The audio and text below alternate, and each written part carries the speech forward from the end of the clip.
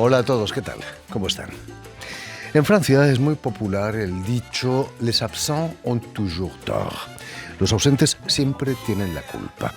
Quizás por eso el festival que Radio Francia dedica a la música contemporánea lleva el nombre de Présence, Presencias. La edición de este año, que va a tener lugar en la Casa de la Radio de París entre el 6 y el 11 de febrero, gira en torno a una de las figuras, uno de los grandes nombres de la música del siglo XX, el compositor neoyorquino Steve Reich.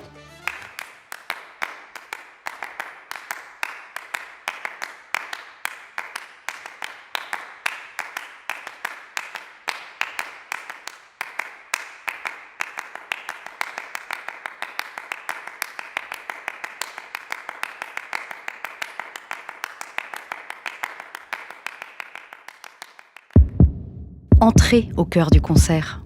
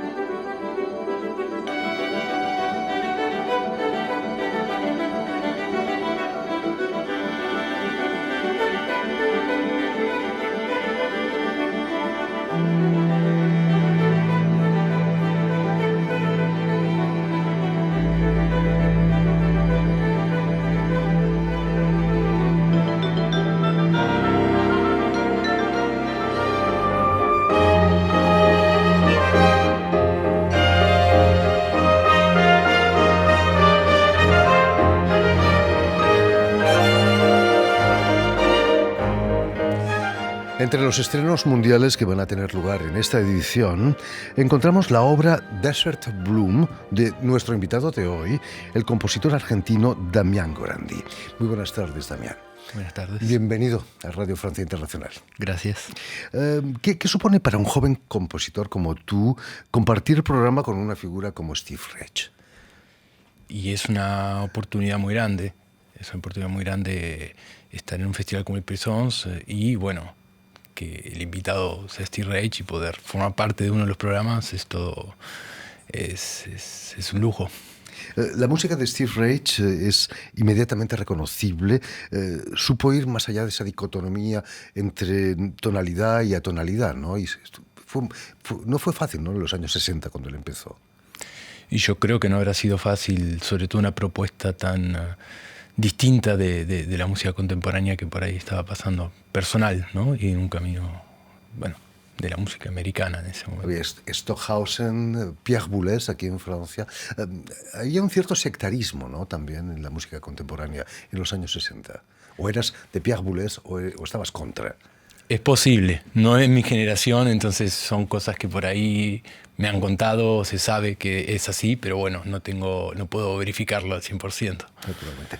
Permíteme que recuerde a nuestros oyentes que has nacido en la provincia de Buenos Aires en 1991 y que vas a estudiar composición en el Conservatorio Alberto Ginastera, allí también. Pero cuéntanos, ¿qué músicas te llevaron a tener ganas de componer tu propia música? Sí, eso es siempre una cuestión porque vengo de familia que no son músicos, ni artistas, ni nadie en mi entorno. Entonces yo creo que sobre todo había una necesidad, yo encontré en la música, tanto yo empecé tocando como intérprete de guitarra clásica y también de jazz, por ejemplo, encontré un espacio donde nadie podía meterse, de alguna manera, ¿no? Era mi lugar donde nadie podía opinar si era bueno o malo lo que se hacía. Entonces siempre lo sentí como un espacio donde habitar muy, muy personal para de alguna manera explorar. Y ya naturalmente, en cuanto empecé a tocar la guitarra, yo empecé a componer, a crear, sin saber exactamente, sin pensar voy a ser compositor, pero ya para mí crear un sonido, encontrar un acorde, me llevaba a intentar hacer mi creación con eso, con el sonido. Aunque tus padres no fueran músicos, imagino que había música en tu casa, ¿no? ¿Qué música escuchabas cuando eras pequeño, por ejemplo? Sí, digamos que mi papá era muy de escuchar mucha música, muy mezclado de todo. Realmente podría haber tango, podría haber rock. En Argentina hay una presencia de lo que vendría a ser como el rock inglés, pero argentino de alguna manera, que es muy fuerte en toda Latinoamérica. En ese momento era fuerte, entonces también se escuchaba bastante. Y podría haber también música clásica, o que por ahí no era lo más habitual en mi casa. Y sí recuerdo que no sé qué edad tendría yo, si 6 o 7 años, mi padre compró unos parlantes grandes y fue como la novedad. Y fue ese día que me senté a escuchar música y escuché como en buena calidad. Fue como el ritual de escuchar, que por ahí no estaba en mi casa tan así. Y ahí se me despertó algo que hasta el día de hoy no frena. ¿Escuchaste algo más contemporáneo que la música clásica, por ejemplo, en aquella época? ¿Algún Debussy o algún...? Todo eso fue un descubrimiento personal mío, digamos, mientras empecé mis estudios. Claramente cuando escuché, por ejemplo, Debussy o recuerdo Brahms, la Cuarta Sinfonía de Brahms, fue un despertar muy fuerte. Y después con la música propiamente dicha contemporánea, me acuerdo obras que me marcaron mucho de Grisey o cuando descubrí la música acusmática también. Cuando Brahms estrenó la sinfonía, la primera incluso, las críticas fueron terribles, diciendo que era cacofonía, la gente se levantaba y se marchaba. Los compositores no han tenido la vida fácil, ¿no? Parece que no. Nunca. Bueno. ¿Te ha ocurrido eso a ti, que en un concierto la gente se levante y se vaya? No, nunca me ocurrió. No sé a qué se debe, pero nunca me ocurrió. Hay un respeto quizás mucho mayor, ¿no? Sí, ahora, nunca, no sé, viste, a veces dicen que pasa algo así, es buena señal de que estás batallando con algo, o puede ser también, bueno, en mi caso preferiría que no suceda, pero no sucedió. Como en todos los compositores, imagino que te interesan las últimas tecnologías. La electrónica ha sido tu caballo de batalla, ¿no? Yo creo que eres profesor incluso de música electrónica en Beauvais, aquí en Francia. Tú naciste ya, eres de la generación que nació dentro de la electrónica, ¿no? Y sí, si bien igual siento que cambió mucho en los últimos años, pues me acuerdo de cuando era más chico, todavía el cassette, ¿no? Y grabar las canciones que sonan en la radio para grabar la canción que me gustaba o la música que me gustaba, que ya es electrónico, digamos, sí, parece pero bueno, histórico todo pero eso, claro, ¿no? es muy distinto ahora con internet, digamos, pero sí. Y después la electrónica y todo eso, ese campo es muy importante para mí, porque también desde que empecé la creación, tuve una profesora que fue una influencia muy fuerte para mí, que se llama Elsa Justel, y ella hace solo música electrónica, digamos. Entonces, yo con ella aprendí a componer desde ese lado usando las nuevas tecnologías, y yo ya al mismo tiempo estaba explorando un bagaje con los instrumentos como intérprete y como compositor, y luego fue como una mezcla de las dos cosas y que hoy día sigue siendo una especie de diálogo entre la experiencia de componer con nuevas tecnologías o, por ejemplo, en este caso para el Festival Perseus, que es un ensamble instrumental. Por supuesto. Allí en Argentina vas a estudiar también con un compositor, Jorge Sad, que estuvo con nosotros hace unos años. ¿Qué supuso para ti intercambiar ideas con Jorge Sad? Fue muy importante porque el Conservatorio Alberto Ginastera es una institución a la cual le tengo mucho cariño, pero es un lugar muy pequeño. Donde yo nací no era la capital de Buenos Aires, es lo que es el conurbano, y este conservatorio está en esa zona, o sea, es una institución de segunda o tercera clase para estudiar música allí, y no siempre todos los profesionales que enseñan tienen las mejores aptitudes o el nivel puede no ser. Y encontrarme a Jorge, que era alguien que estaba continuamente componiendo, con obras también en el exterior, fue un cambio muy importante, digamos. Fue poder pensar en el oficio de compositor como algo real. Por supuesto. Quizás fue él el que te estimuló para salir de Argentina. Vas a continuar estudios en Weimar, en el Conservatorio Franz Liszt. Sí. Vas a Estrasburgo también y luego aquí a París. ¿Qué es lo que te motivó para salir de Argentina? Bueno, sí, sin duda había sea Jorge o Elsa o otras figuras que también me influenciaban en ese momento, esos consejos, ¿no? De intentar emigrar, sobre todo en la música, como que era algo, no sé si necesario, pero importante. Y en un momento en que yo había terminado en este pequeño conservatorio, la pregunta era o me iba a seguir estudiando en la Universidad Nacional de Argentina de Artes o me iba al exterior.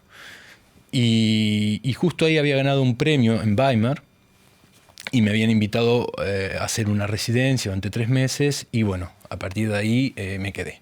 Naturalmente. Sí. Vas a Estrasburgo. Estrasburgo tiene, la música contemporánea en Estrasburgo tiene una particular importancia, ¿no? Quizás los percusionistas de Estrasburgo son muy conocidos en el mundo entero. Sí, sí.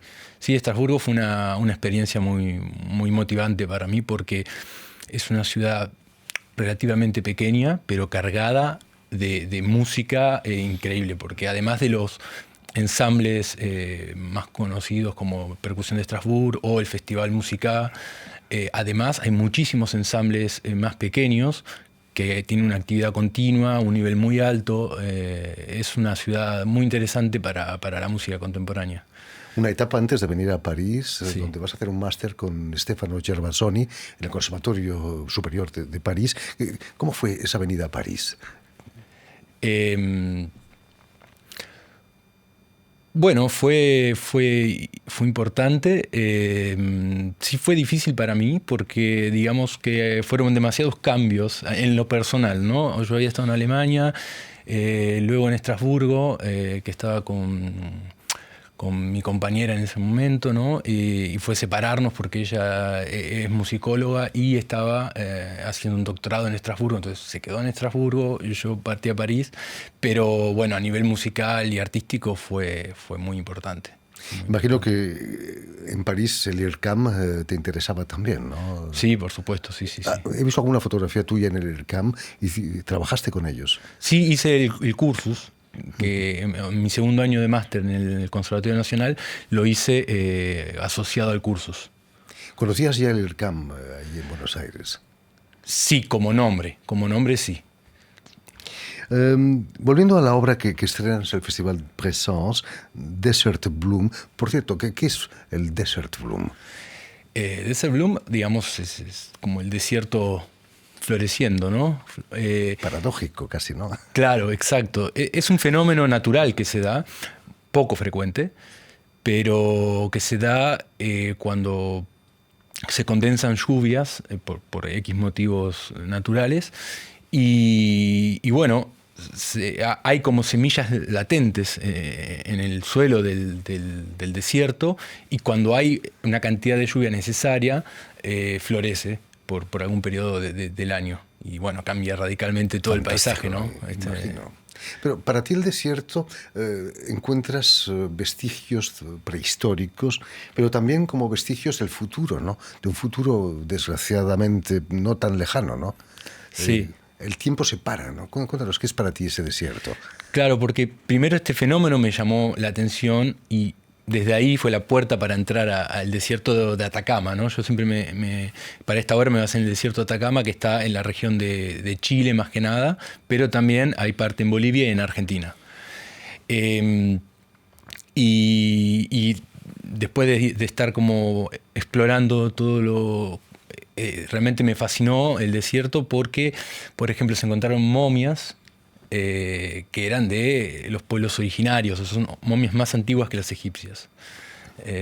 Increíble, ¿no? Increíble, como pasado, ¿no? Y como futuro, por ejemplo, está el proyecto ahora que se llama ALMA, que es el proyecto, un proyecto de la NASA, digamos, para investigar las estrellas. Creo que el objetivo es investigar la luz en los puntos más lejanos del universo. Y justamente sucede ahí porque como es el lugar con mayor radiación solar del mundo, de todo el mundo, es el mejor lugar para hacer ese tipo de observaciones. La obra que has compuesto es para un conjunto instrumental, como me decías. ¿Cómo han sido los ensayos? Todavía no comenzamos. No. Pero sí he trabajado con los músicos, haciendo exploración de determinadas técnicas y muy bien, muy bien. Perfecto. ¿Cuáles son tus proyectos inmediatos después de Presence? Creo que en Moscú tienes un concierto, una de tus obras. Sí, tengo una obra que es justamente la obra que hice cuando estaba en el IRCAM, que es una obra para percusión y usa bastante tecnología, usa unos captores y música electrónica. Se va a tocar de nuevo ahora en el Conservatorio de Moscú en un festival que se llama Biomechanic. Tu música es de nuestros días, es contemporánea, pero también utilizas referencias al folclore, ¿no? O al antiguo folclore de Atacama, ¿no? En tu obra. Sí, sí. No es en todas mis obras, pero por ejemplo en esta obra sí. Y me interesaba un poco ese salto, como hablábamos, de pasado-presente. Entonces intenté ir a buscar a una inspiración de músicas precolombinas, o también a veces algunas armonías, que para mí me gusta cruzarlas ahora con cosas que yo considero actuales o que a mí me inspiran de las nuevas tecnologías. Por ejemplo, hay algunos ritmos más del folclore, pero con un comportamiento mecánico, pensando en los radares de este proyecto de la NASA que hay en ese lugar. Por ejemplo, eso es algo que me interesa. Como decíamos, eres profesor de música electrónica en Beauvais, en un conservatorio al norte de París. ¿Cómo son las nuevas generaciones de jóvenes que quieren entrar en el mundo de la música? Bueno, a mí, no sé si eso representa a todos, supongo que no, pero puntualmente lo que me pasa es que hay una variedad muy, muy grande, y esto es un desafío como profesor porque hay gente que por ahí tiene una formación musical grande, que conocen a los compositores clásicos y le interesa la nueva tecnología. Y otros que por ahí vienen directamente de experiencias más populares, si se quiere, y de la nueva tecnología, o por ahí tienen mucha información de la nueva tecnología y muy poca musical. Entonces, y que también es interesante. Y bueno, hay esa mezcla como de dos mundos afluyentes, distintas. En el fondo, Steve Reich también venía del jazz y en su música encontramos un poco de todo, ¿no? Ese es quizás el secreto de los grandes compositores, saber mezclar estilos y tendencias. Sí, sí, sin duda. Sí, sí. Bueno, entonces nos damos cita para el sábado 10 de febrero, donde se estrena Desert Bloom, ahí en el Festival Presencias, que estará dedicado, como decíamos, este año al gran compositor neoyorquino Steve Reich. Muchísimas gracias, Damián. Muchísimas gracias, Mucho Jordi, éxito en este estreno mundial. Permíteme también que dé las gracias a Jan Bourdelas y a Stéphane Defossé, quienes se han ocupado hoy de la realización del programa, y también saludar a nuestros telespectadores que nos siguen en todo el continente americano, seguro que en el cono urbano de Buenos Aires. También gracias a la cadena Unión Continental Latinoamericana y una red que se llama TAL, que reúne televisoras universitarias y públicas de toda América Latina. Y a ustedes, muchísimas gracias por su atención y les damos cita para una nueva edición de El Invitado de Radio Francia Internacional.